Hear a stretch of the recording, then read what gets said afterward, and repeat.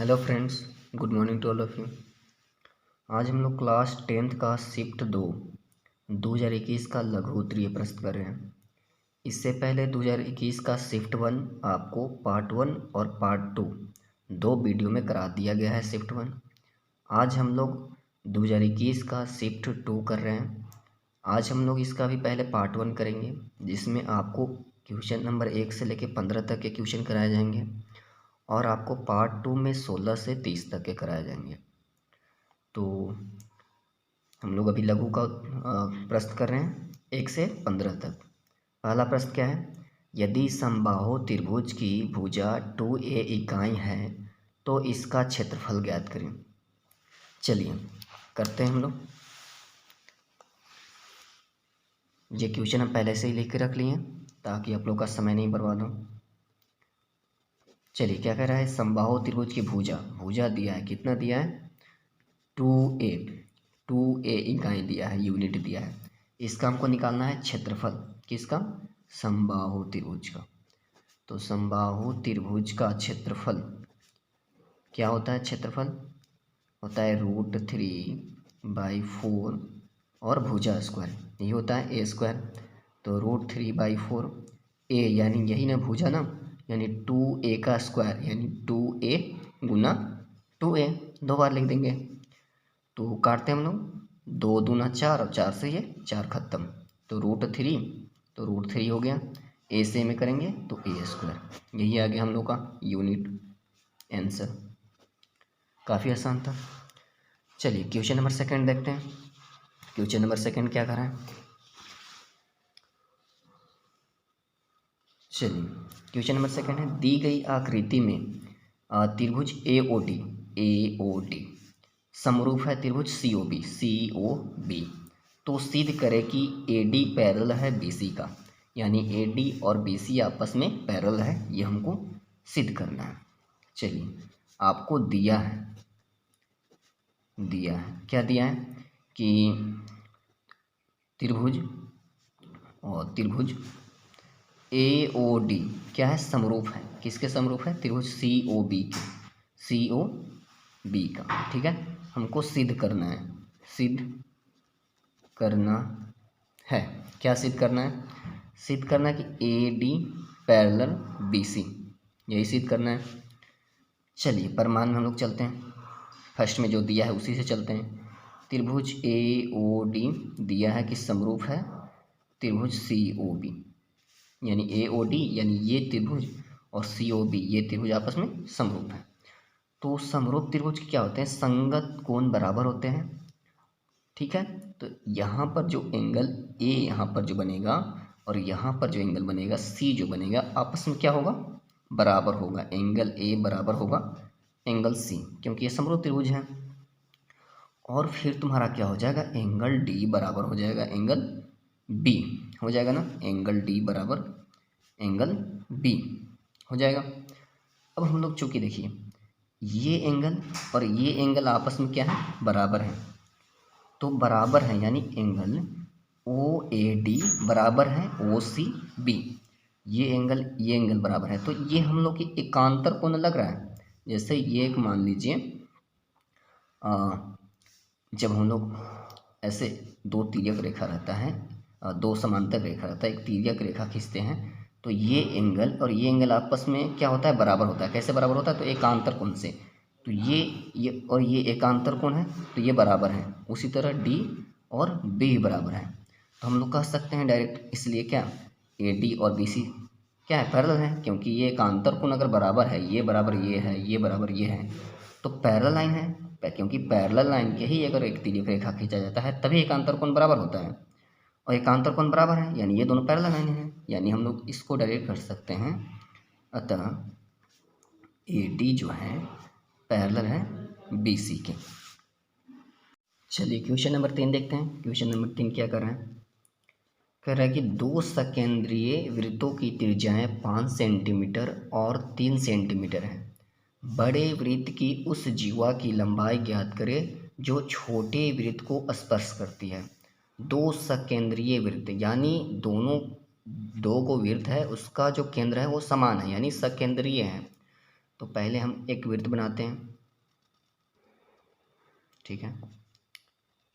और एक और वृत्त बनाना है, ठीक है। मान लीजिए इसका केंद्र जो है से ओ है, एक और वृत्त बनाना है और उसका भी केंद्र यही होना चाहिए। तो एक और वृत्त हम लोग इससे बड़ा इधर ही बना लेते हैं, इसके ऐसे, दोनों का केंद्र हो गया ओ, ठीक है।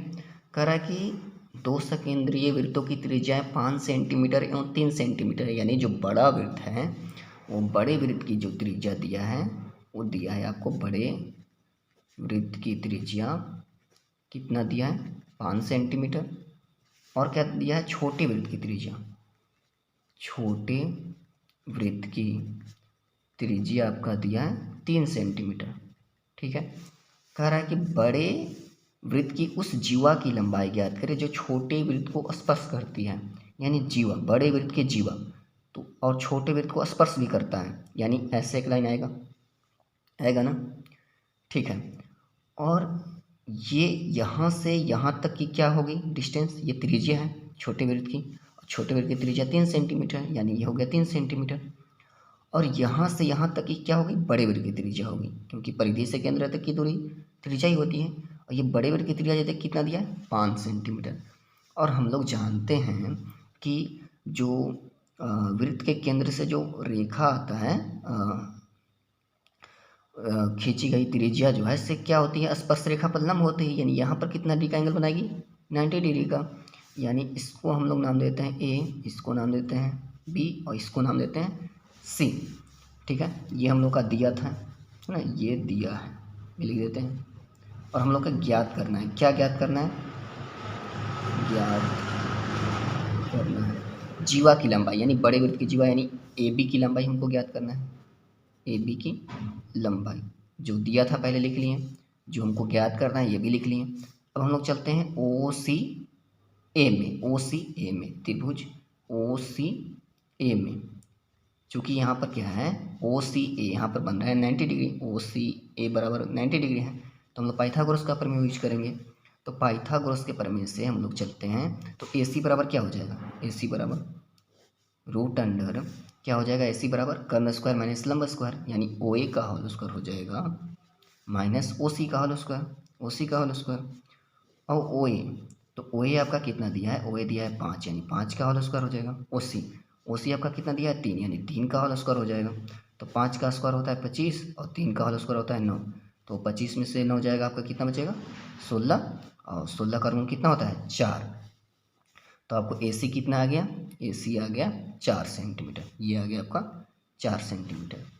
और ये क्या है, ये जो हम लोग केंद्र छोटे वृत्त की जो केंद्र से ऐसे जो लाइन खींचे हैं, जो त्रिज्या खींचे हैं, ये क्या कर रहा है बड़े वृत्त को दो भागों में विभाजित कर रहा है, क्योंकि दोनों का तो केंद्र समान है। तो ये दो यानी इस हमको निकालना क्या है ए बी निकालना है, तो ए बी क्या है इसको दो बराबर भागों में विभाजित कर रहा है, यानी 2AC होगा ए बी बराबर, और ए सी बराबर हम लोग निकालनी है कितना 4, यानी ए बी कितना आ गया 8 सेंटीमीटर, ए बी आ गया। यही हम लोग को निकालना था ए बी की लंबाई, ए बी की लंबाई ज्ञात करना था। चलिए हो गया 8 सेंटीमीटर। अब चलते हैं हम लोग क्वेश्चन नंबर 4 पर। क्वेश्चन नंबर 4 क्या कर रहे हैं, चलिए कह रहा है कि यदि द्विघात समीकरण 7y² प्लस ky-3 बराबर 0 का एक हल 2/3 है तो k का मान ज्ञात करें। ठीक है, एक द्विघात समीकरण दिया गया है, क्या दिया है 7y² प्लस ky-3 बराबर 0, यही दिया है। और इसका जो हल है, इसका एक हल कितना दिया है 2/3 है, यानी y बराबर 2/3 रखना है, क्योंकि इसका जो समीकरण का हल है 2/3 है, यानी y बराबर 2/3 रखने पर इसको सेटिस्फाइड कर रहा है। तो चलिए हम लोग रख रहे हैं, हम लोग को निकालना क्या है k का मान। ठीक है, तो y के जगह पे 2/3 रखेंगे तो 7y² है, तो y के जगह पे 2/3 का स्क्वायर हो जाएगा प्लस ky, y के जगह पे क्या रखना है 2/3, तो k इंटू 2/3 -3 है तो -3 बराबर का 0। ये कितना हो जाएगा 2 का स्क्वायर 4, यानी 4 3 का स्क्वायर 9 प्लस 2 से k में करेंगे 2k, और ये 3 है तो 3 माइनस का 3 बराबर 0। सच्चो 28, 28/9 हो जाएगा, प्लस 2k/3 -3 बराबर 0 हो जाएगा। चलिए अब क्या होगा, तो अब हम लोग करते हैं ये 9 और 3 का एलसीएम। तो 9 और 3 इसके नीचे कुछ नहीं तो 1 मान लेते हैं। इसका एलसीएम कितना आ जाएगा 9, तो ये 28 है तो 28 ही रहेगा। 3 तिहाई 9, 3 और 3 दूना 6, यानी ये 6k हो जाएगा ना। फिर इसके बाद 1 से 9 में करेंगे 9 है ना, और 9 तिया 27 यानी -27 हो जाएगा बराबर का 0। चलिए तो 28 में से 27 जाएगा 1, यानी 1 + 6k और बटा 9 बराबर, इधर 0 है, ये तो एक ऐसे ही लिख लिए थे 0 है। चलिए तो 1 + 6k और 9 से 0 में करेंगे 0, यानी 6 के बराबर क्या आ जाएगा, प्लस का 1 इधर आएगा तो माइनस का 1, यानी के बराबर कितना आ गया -1/6। आसान था, ये भी आ गया। चलिए अब हम लोग चलते हैं क्वेश्चन नंबर 5। चलिए क्वेश्चन नंबर 5 क्या कर रहा है, चलिए खरा द्विघात समीकरण 3x² -4√x + 4 = 0 के मूलों की प्रकृति ज्ञात करें। देखिए ये सबसे आसान है, यानी मूलों की प्रकृति यानी हम लोग के सिंपल डी निकालना है। डी बराबर क्या आता है, अगर डी, तो हम लोग डी निकाल के देखते हैं। डी बराबर सूत्र क्या होता है, b² - 4ac, यही होता है। तो b², तो b के जगह पे कितना है -4 है, यानी -4 का स्क्वायर, -4ac -4a, ए कितना दिया है 3, c आपका कितना है, c आपका है 4, ठीक है। -4 का स्क्वायर कितना हो जाएगा 16, -4 12 बच्चों 48, तो कितना हो जाएगा 16 में से 48 जाएगा तो माइनस का 32, यानी डी का हम लोग का जो मान आया वो क्या आया, 0 से क्या आया, छोटा आया, 0 से छोटा आया ना। और जब 0 से छोटा होता है तो इसका क्या होता है, इसका जो मूलों की जो प्रकृति होती है वो क्या होती है, वास्तविक नहीं होती है, वास्तविक नहीं होता है, वास्तविक नहीं होता है, नहीं होता है। अगर d बराबर 0 होता है तो मूल समान होता है। अगर d का मान 0 से बड़ा आता है तो वास्तविक और असमान होता है। लेकिन यहाँ पर तो d का मान 0 से छोटा है, यानी इसका वास्तविक नहीं है, यानी इसका मूल ही नहीं है। चलिए क्वेश्चन नंबर 6 चलते हैं। क्वेश्चन नंबर 6 पर क्या कर रहा है 6, ये है 6। चलिए कह रहा है 2 अंकों वाली कितनी संख्याएं 3 से विभाज्य है। 2 अंकों वाली संख्या तो 3 से विभाज्य है, तो 2 अंकों वाली संख्या हम पहले मालूम करते हैं, संख्या जो 3 से विभाज्य है। तो वह संख्या क्या होगी जो 2 अंकों वाली, जो 3 से विभाज्य है। तो 2 अंकों वाली संख्या तो 10 से शुरू हो जाता है, तो 10 से विभाज्य नहीं है, 11 नहीं है, 12 से शुरू होगा, 12 15 18 21 24 27, ऐसे कहाँ तक 2 अंक तक, तो 99 तक होता है, और 99 कटता है 3 से, हाँ कटता है।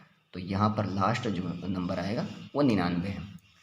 हमको पूछ रहा था प्रश्न 2 अंकों वाली कितनी संख्याएं 3 से विभाज्य है, यानी हम लोग के सिंपल n ज्ञात करना है, ठीक है। यहाँ पर हम लोग का a बराबर है, a बराबर कितना है 12, d बराबर कितना है 15 में से 12 जाएगा 3, और n बराबर हम लोग के मालूम करना है। और क्या चीज़ मालूम है, हाँ एक मालूम है अंतिम पद, जिसको हम लोग बोलते हैं an, कितना है n 99। और हम लोग चूँकि जानते हैं an बराबर सूत्र क्या होता है, a + n - 1 × d, यही होता है n कितना है 99 बराबर a कितना है 12 + n - 1 d कितना है आपका 3 है, ठीक है 99। ये +12 इधर आएगा तो -12 हो जाएगा, और n - 1 × 3, 99 से 12 जाएगा, यानी 9 में से 2 जाएगा 7, और 9 में से 1 जाएगा 8, और n - 1 × 3, 3 से 1 कट जाएगा, कितना बार में 29 तिहाई 87, हाँ 29 तिहाई 87 n - 1, ये माइनस का 1 है, इधर आएगा तो प्लस का 1 हो जाएगा, यानी 29 + 1 = n, यानी 29 और 1 30, यानी n बराबर कितना हो गया 30, यही निकालना था आंसर। चलिए हो गया। क्वेश्चन नंबर 7 देखते हैं। 7 क्या कर रहा है। 7 है cot square 45 plus cosec square 30 minus sine square 90 plus sec square 60 का मान ज्ञात करें। कोट स्क्वायर 45 डिग्री, तो कोट 45 का तो मान 1 ही होता है, यानी 1 का स्क्वायर हो जाएगा। डायरेक्ट रख रहे हैं, आप लोग इसको देख लीजिएगा। प्लस कोसेक स्क्वायर 30 डिग्री, तो साइन 30 का तो सबको याद होगा 1/2, तो कोस 30 का उल्टा यानी 2/1, यानी 2 ही रख देंगे। चलिए साइन 90 का मान तो याद ही होगा 1 का स्क्वायर। और सेक 60 का नहीं याद है, कोस 60 का याद है। कोस 60 का क्या होता है 1/2, और तो 1/2 का उल्टा 2/1, यानी 2 का होल स्क्वायर। 1 का स्क्वायर 1, 2 का स्क्वायर हो जाएगा 4, 1 का स्क्वायर 1 और 2 का स्क्वायर 4। ये प्लस माइनस का 1, ये प्लस का 1, खत्म। 4 4 8, ये हो गया इसका आंसर। चलिए ये भी आसान था। चलते हम लोग क्वेश्चन नंबर 8। क्वेश्चन नंबर 8 क्या कर रहे हैं। चलिए देखिए, यदि टेन थीटा बराबर कोट फाई, तो सिद्ध कीजिए कि थीटा प्लस फाई बराबर 90 डिग्री। यहाँ पर हम लोग को क्या दिया है, टेन थीटा बराबर कोट फाई। चलिए टेन थीटा बराबर कोट फाई है, तो इसको हम लोग क्या लिख सकते हैं, टेन थीटा को, चाहे टेन थीटा को टेन थीटा ही रख देते हैं, इसको चेंज करते हैं। कोट फाई है, इसको देखिए ऐसे रहता है और इसको एक ऐसे लाइन रहता है, तो इसको बोलते हैं हम लोग फाई। ठीक है, ये आपका होता है थीटा, ये होता है आपका फाई, तो ये फाई है ना। तो कोट फाई को हम लोग क्या लिख सकते हैं, कोट थीटा को 90 माइनस थीटा लिख सकते थे ना, उसी तरह कोट फाई को लिख सकते हैं टेन 90 माइनस फाई लिख सकते हैं ना। अब ये टेन थीटा यानी टेन इधर भी है और टेन इधर भी है ना। तो टेन से अगर टेन खत्म होता है तो ये बचेगा सिर्फ थीटा बचेगा ना, और ये इधर क्या बचेगा 90 माइनस फाइव, यही बचेगा। चलिए थीटा है थीटा, ये माइनस का 5 है, इधर आएगा तो प्लस का 5 हो जाएगा और बराबर 90 डिग्री आ गया ना। ये हम लोग को सिद्ध करना था, थीटा प्लस 5 बराबर 90 डिग्री, थीटा प्लस 5 बराबर 90 डिग्री, ये हो गया प्रूव्ड। चलिए क्वेश्चन नंबर 9 देखते हैं हम लोग, 9 क्या कर रहा है। क्वेश्चन नंबर 9 है, एक घड़ी की घंटे की सुई की लंबाई 6 सेंटीमीटर है, इस सुई द्वारा 4 घंटे में रचित क्षेत्रफल ज्ञात करें। चलिए इसका सॉल्यूशन देखते हैं। घंटे की सुई की लंबाई कितना दिया है 6 मीटर, लंबाई दिया है 6 सेंटीमीटर दिया है, सॉरी। इस सुई द्वारा 4 घंटे में रचित क्षेत्रफल, पहले एक घड़ी देखिए, ये घड़ी है, मान लीजिए ये एक घड़ी है, ठीक है।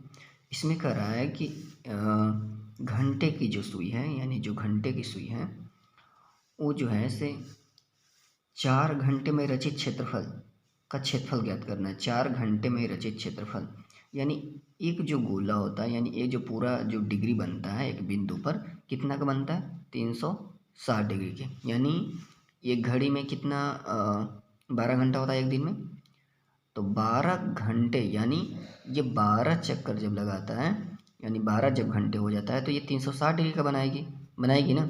तो एक घंटा में कितना डिग्री का बनाएगी, तो 360/12 यानी 30, यानी एक घंटा में कितने डिग्री का एंगल बनाती है 30 डिग्री के। चूँकि 12 घंटे में कितना डिग्री का कोण बनता है 360 डिग्री का, इसलिए एक घंटे में कितना का बनेगा, तो एक घंटे का बनेगा 360/12 यानी 30 डिग्री का। तो हम लोग के तो 4 घंटे में निकालना है, तो इसलिए 4 घंटे में कितना डिग्री का एंगल बनेगा 4 गुना 30 बराबर 120 डिग्री का। यानी ये 4 घंटे में मान लीजिए यहाँ पर कितना ही बज रहा है 3 मान लो बज रहा है, तो 3 4 7 तो लगभग इधर आ जाएगा। तो इसके बीच में कितना डिग्री का एंगल बन रहा है 120 डिग्री का, और इसका हमको क्षेत्रफल ज्ञात करना है। इसका हमको क्या निकालना है क्षेत्रफल, यानी एक त्रिज्यखंड बन गया। ये थीटा बराबर कितना हो गया, थीटा बराबर हो गया 120 डिग्री, इसलिए थीटा बराबर तुम्हारा हो गया 120 डिग्री। और लंबाई कितना दिया है सुई की लंबाई था 6 मीटर 6 सेंटीमीटर, हमको निकालना है रचित क्षेत्रफल सुई द्वारा। तो सुई द्वारा रचित क्षेत्रफल क्या हो जाएगा, थीटा बटा 360 पाई आर स्क्वायर, यही होता है। चलिए, तो थीटा बटा 360, तो थीटा कितना है 120 है, 120 बटा 360, पाई का मान 22/7, आर स्क्वायर, तो आर यानी ये सुई की लंबाई है, यानी ये इसका त्रिज्या है, यानी ये कितना हो गया 6, 6 गुना 6, 0 से 0 बढ़ती आई 36, 3 3 दूना 6, तो ये हो गया 22 और 6 दूना 12/7। तो 22 गुने अगर 12 करेंगे तो कितना हो जाएगा, 22 से हम 12 में गुना करेंगे तो 220 और 22 दूना 44, तो ये हो जाएगा आपका 4 2 6 264, यानी 264/7 सेंटीमीटर स्क्वायर इसका आंसर आ गया। चलिए, ये भी आ गया हम लोग का, हो गया क्वेश्चन। अब है क्वेश्चन नंबर 10। क्वेश्चन नंबर 10 क्या कर रहा है, एक अर्धगोला का आयतन 18 पाई सेंटीमीटर क्यूब है, तो इसकी त्रिज्या ज्ञात करें। देखिए, हम लोग को दिया गया है, क्या दिया गया है, अर्धगोला का आयतन कितना दिया, 18 पाई सेंटीमीटर क्यूब। हमको निकालना क्या है, त्रिज्या। तो अर्धगोले का आयतन होता क्या है, अर्धगोला का आयतन होता है 2/3 पाई आर क्यूब, और इतना ही तो बराबर 18 पाई है, क्योंकि अर्धगोला का आयतन दिया है 18 पाई, और अर्धगोला का आयतन होता है 2/3 पाई आर क्यूब, तो इतना बराबर है 18 पाई सेंटीमीटर क्यूब लिख देते हैं।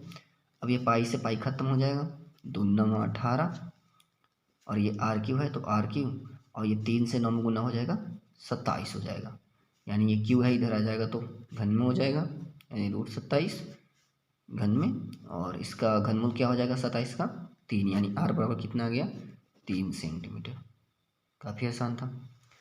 अब चलिए क्वेश्चन नंबर देखते हैं हम लोग 11 हम लोग का क्या कर रहा है, तो 11 ये है, निम्नलिखित बंटन का बहुलक ज्ञात करें। इसका हम लोग को क्या निकालना है, तो इसका हम लोग को निकालना है बहुलक।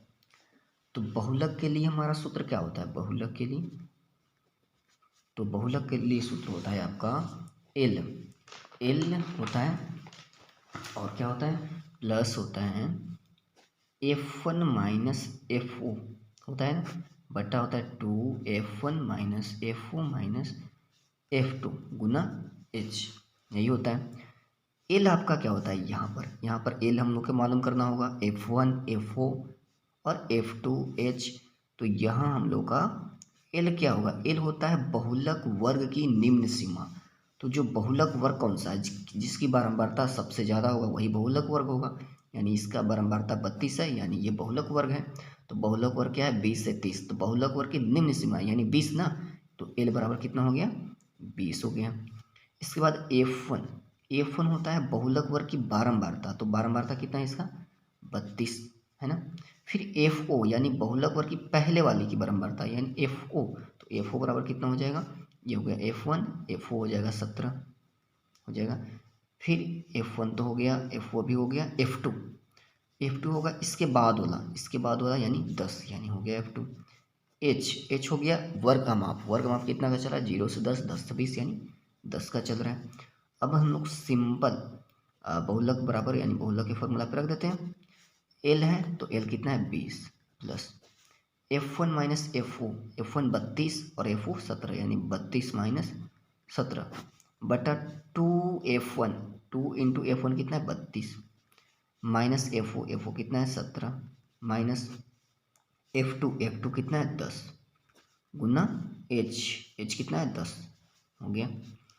अब है ये 20 प्लस 32 में से अगर 17 को घटाते हैं तो 32 में से 17 जाएगा, 12 में से 7 जाएगा 5, ये 2 में से गया 1 यानी 15, और ये कितना हो जाएगा 32 दूना 64 हो जाएगा, और 17 10 27 यानी माइनस 27 और गुना 10, 20 प्लस 15, 64 में से 27 यानी 14 में से 7 जाएगा 7, ये 5 में से 2 गया 3 गुने 10। तो अब हम लोग क्या करेंगे, 10 से 15 में गुना करते हैं 150, बटा 37, फिर 20 प्लस, इसको हम लोग काटेंगे तो कितना बार में कटेगा, इसको आप लोग काट के देख लीजिएगा, 4.05 इतना बार में कट जाएगा। और 20 में अगर 4.05 जोड़ते हैं तो कितना हो जाएगा, 24.05, जो कि आपका आंसर हो गया। और सॉरी, आपको दिखाई थोड़ा देखने में प्रॉब्लम हो गया होगा, तो थोड़ा मैनेज कीजिएगा। यहाँ पर क्या किए हैं, 15 से 10 में गुना कर दिए थे, 37, तो 15 नहीं 150, ये 37 था, इसको काटे 4.05 और 20 में 4.05 जोड़ दिए 24.05। चलिए अब देखते हैं क्वेश्चन नंबर 12। क्वेश्चन नंबर 12 क्या करें, दो पासे एक साथ फेंके जाते हैं, दोनों पासों के शीर्ष पर प्राप्त अंकों का गुणनफल 12 होने की प्रायिकता ज्ञात करें।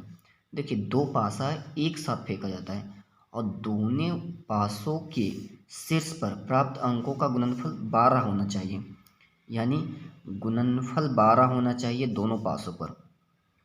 तो दोनों पासे पर अंकों का गुणनफल 12 है, तब अंक क्या होंगे, पहले अंक मालूम कर लेते हैं। अच्छा, एक में दोनों का गुणनफल तो 12 होना चाहिए, यानी एक पासा और दूसरे पासा पे जो अंक आ रहा है वो जो दोनों का अगर गुना करेंगे तो 12 होना चाहिए। तो अगर हम सिंपल मान लीजिए, जो पहला पासा है उस पर 1 आता है, तो दूसरे पासा पर कितना आएगा कि 12 गुना हो जाएगा, तो नहीं आएगा, 6 से तो ज़्यादा होता नहीं है, और 6 कम 6, यानी एक वाला तो संभव नहीं है कि एक पासा पर 1 आएगा, एक वाला संभव ही नहीं है। अगर एक पासा पर, पहला पासा पर अगर 2 आता है और दूसरा पासा पर अगर 6 आता है तो ये संभव है, 2 6 संभव है ना। फिर 3 वाला में चलते हैं तो 3 और 4 आ सकता है ना, 3 चौके 12। फिर उसी तरह 4 और 3 आ सकता है, 5 वाला में 12, तो दोनों गुणनफल तो संभव ही नहीं है ना, यानी फिर आ सकता है 6 और 2, यानी यहाँ पर जो संभावित जो है, यहाँ पर संभावित जो परिणाम है वो कितने हैं, 1 2 3 4 है संभावित परिणाम। और कुल परिणाम कितने हैं, तो कुल परिणाम जब एक पासा फेंका जाता है तो 6, और 2 पासा फेंका जाता है तो 6 गुना 6 यानी 36 होता है कुल परिणाम। तो प्रायिकता क्या हो जाएगी, प्रायिकता हो जाएगी 4/36, यानी 1/9, ये हो गया आंसर। चलिए 12 नंबर भी हो गया। अब हम लोग सिंपल देखते हैं 13 नंबर। चलिए 13 नंबर क्या करा, सिद्ध करे कि 5 + √3 एक अपरिमेय संख्या है। ठीक है, तो सिद्ध करना है, ऐसा तो है ही, लेकिन हमको इसको सिद्ध करके बताना है कि 5 + √3 एक अपरिमेय संख्या है। तो इसके विपरीत हम लोग मानेंगे, माना कि 5 + √3 एक क्या है, परिमेय संख्या है, इसके विपरीत मान ली परिमेय संख्या है। ठीक है, तो जब ये परिमेय संख्या है तो 5 + √3 बराबर P/Q के रूप में होना चाहिए ना, क्योंकि ये परिमेय संख्या है तो P/Q के रूप में तो होता ही है, जहाँ P और Q क्या है, पूर्णांक है, और Q नो इक्वल टू 0। चलिए इसको मान ली हम लोग समीकरण फर्स्ट। अब क्या करते हैं हम लोग, सिंपल इस 5 को उधर लेते हैं, तो उधर ले लेते हैं, तो इधर √3 रहने देते हैं, क्या हो जाएगा P/Q, ये माइनस का 5 √3, इसके नीचे कुछ नहीं तो 1, और 1 से P में गुना करेंगे P, और 5 से Q में करेंगे तो 5Q, Q से 1 में तो Q, ये आ गया।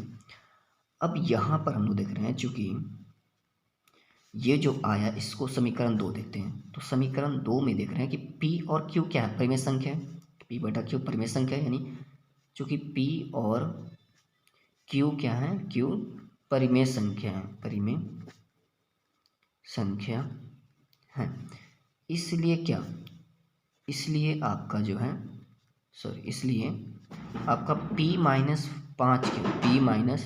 5Q बटा Q भी क्या होंगे, परिमेय संख्या होंगे। परिमेय संख्या होगी, क्योंकि p और q परिमेय संख्या है, इसलिए p-5q/q भी क्या होंगे, परिमेय संख्या होंगे ना। तो एक तरफ हम लोग देखते हैं, लेकिन इधर तो परिमेय संख्या हो गया p-5q/q, लेकिन ये √3 क्या है, √3 एक क्या है, अपरिमेय संख्या है, अपरिमेय संख्या है। तो हम लोग का क्या आया, अपरिमेय संख्या बराबर आया परिमेय संख्या, हम लोग का क्या आया,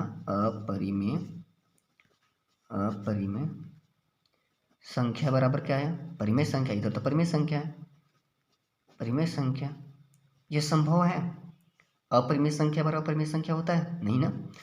अतः हम लोग कह सकते हैं, अतः हमारी मान्यता कि 5 + √3 एक परिमेय संख्या है, वो क्या है, गलत है ना। इसलिए क्या होंगे, 5 + √3 एक क्या होंगे, परिमेय संख्या होंगे,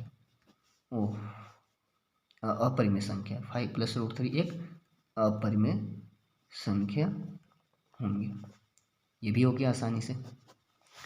चलिए क्वेश्चन नंबर देखते हैं अब 14। क्वेश्चन नंबर 14 क्या कर रहे हैं, यूक्लिड के विभाजन एल्गोरिथ्म का प्रयोग कर 231 और 396 का मस्सा निकालें। ये हम लोग का है, किसका प्रयोग करना है, यूक्लिड के विभाजन एल्गोरिथ्म से। तो हम लोग चलते हैं यूक्लिड विभाजन एल्गोरिथ्म से।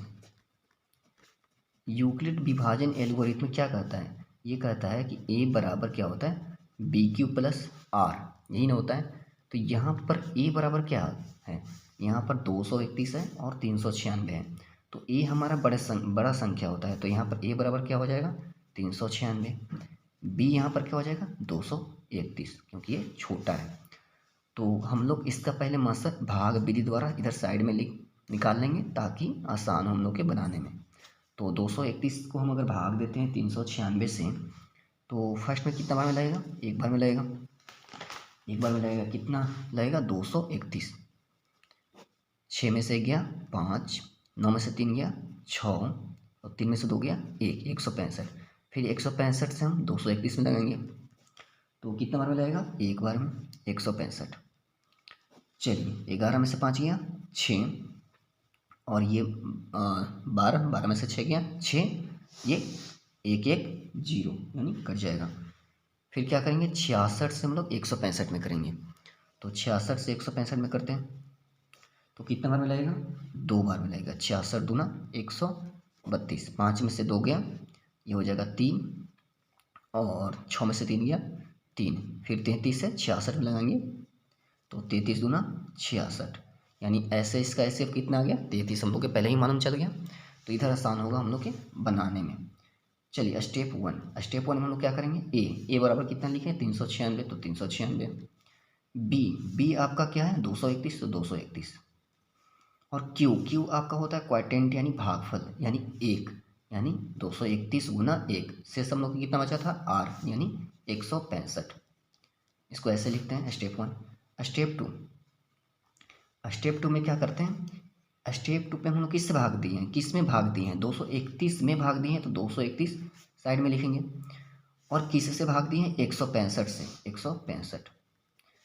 कितना यहाँ पर भागफल है, 1 है, शेष कितना बचल था, 66। ये था स्टेप 2।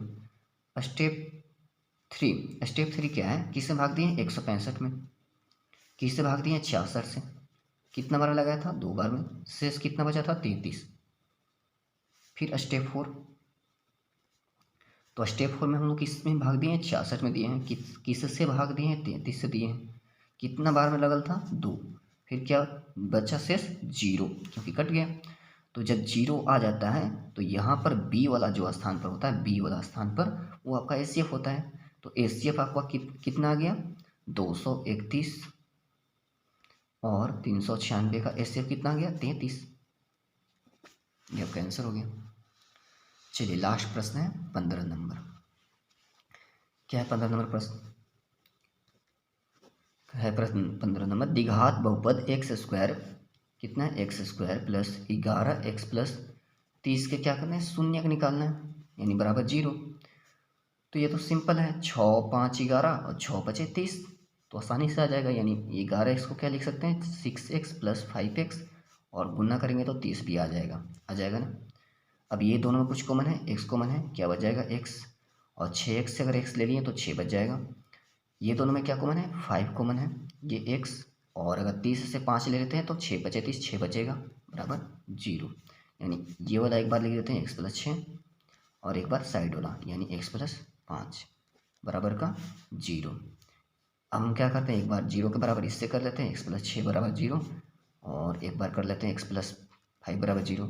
तो x बराबर कितना आ गया, -6, x शून्य, और x बराबर -5, ये हो गया। चलिए ये हम लोग था पार्ट 1 2021 का शिफ्ट 2 का।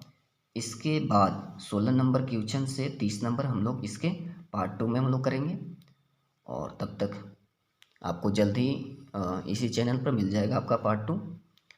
चलिए, thanks for watching everyone, thank you.